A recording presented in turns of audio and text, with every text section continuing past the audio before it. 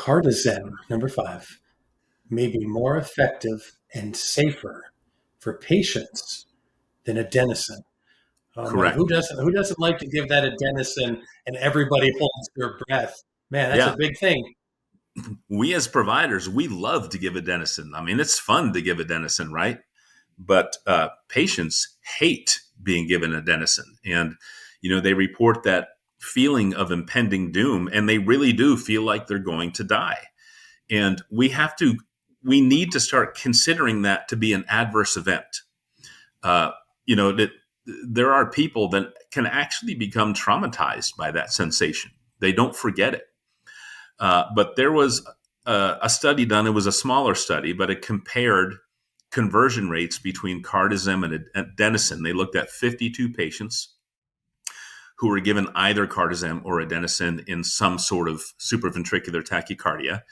And out of those 52 patients broken down into 2 even cohorts, 100% of them were converted with Cardizem, and about 80% of them were converted with adenosine. That's not a large, compelling study, but the thing is that you should be able to look at the pathophysiology of what's happening in SVT and reentry rhythms and understand that those are both calcium channel blockers.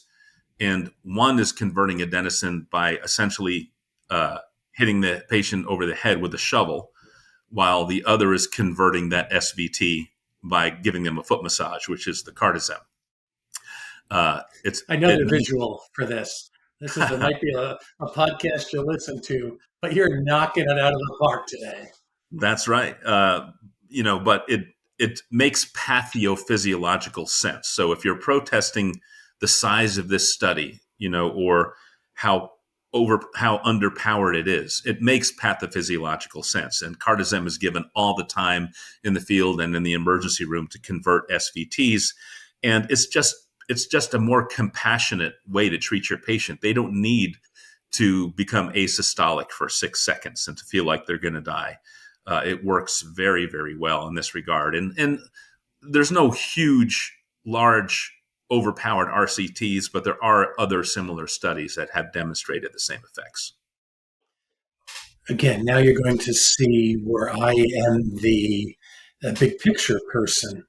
I do think it's fascinating about what you say about what type of event that causes for our patients. We're the masters of, you're going to feel a little sick, with the 16 gauge, or we don't always think about those concepts. We're used to not an austere environment, but certainly a much different environment than a hospital, and a certain different attitude. I think it's time that we start considering these things as part of a bigger picture. Absolutely. I can remember it was about 2 years ago, I had this sudden stomach cramp, and it was so painful. It wasn't like that sudden bowel urgency like you see these people that have that vagal response, but it was just this big cramp.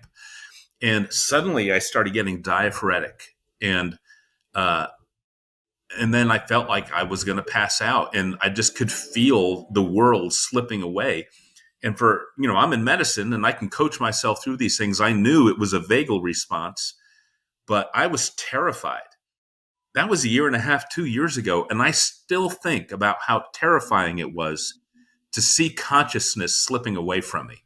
And I can imagine what it's like to already have this condition that you may not understand. Maybe you're just having it for the first time, or maybe it's the 6th time you've had it, and you're just terrified about having this condition overall, and somebody is giving you this medication that you literally feel like that you're about to die. I could not imagine the trauma that patients feel. And I've had patients, and a lot of people have had these patients that just would rather be cardioverted than being given adenosine.